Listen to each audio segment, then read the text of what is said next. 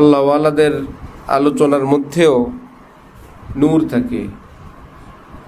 ইনদা যিকরি সালিহিন তানজিলুর রহমা,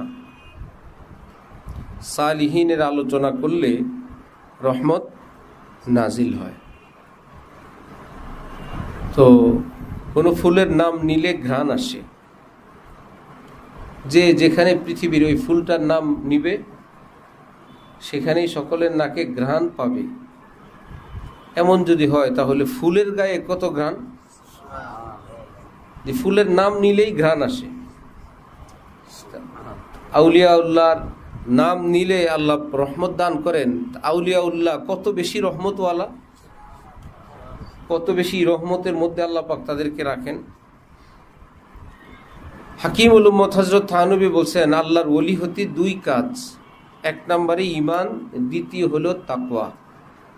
হযরত বলেন যে ভাই, ঈমান তো আল্লাহ পাকের রহমতে আমাদের আছে, একটু কষ্ট করে যদি এই তাকওয়ার পথে হিম্মত করে চলতে থাকি ইনশাআল্লাহ, তাহলে আল্লাহ পাক যে ঈমান এবং তাকওয়ার বরকতে আল্লাহর ওলি হবারও তৌফিক দান করবেন।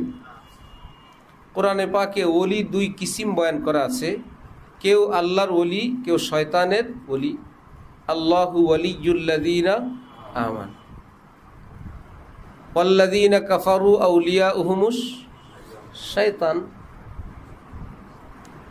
কারো ওলি আল্লাহ, কারো ওলিকে শয়তান। তো কোনো এক পাটে আমাকে তোমাকে পড়াই লাগবে যে এমনটা কোনো ব্যবস্থা নাই সে কারে শয়তামি কুনাদনা মশওয়ালি, কারে শয়তামি কুনাদনা মশওয়ালি, গরওয়ালি ই নস্তে লানত বরওয়ালি। দুনিয়ার শয়তানির কাজও করে, আবার ওনার নামও ওলি আল্লাহ, অসম্ভব। বরঞ্চ গরওয়ালি ই নস্ত, ওলি আল্লাহর অর্থ যদি এই হয়, শয়তানিও করা যায়, নাফরমানিও করা যায়, হারাম না যায় রাস্তায়ও চলা যায়, আবার ওলি আল্লাহ গিরিও টিকা রাখা যায়। এটা কি অরিজিনাল ওলি না ডুপ্লিকেট ওলি? আমাদের এক উস্তাদ বলতেন, একটা হলো দরবেশ আর একটা হলো ধরে বেশ। দরবেশ আর কি ধরে বেশ, এইটা হলো সেই রকম ওলি আল্লাহ। তো গরওয়ালি ই নস্তে লানত বরওয়ালি, এইরকম দুই নম্বর ওলির উপরে লানত।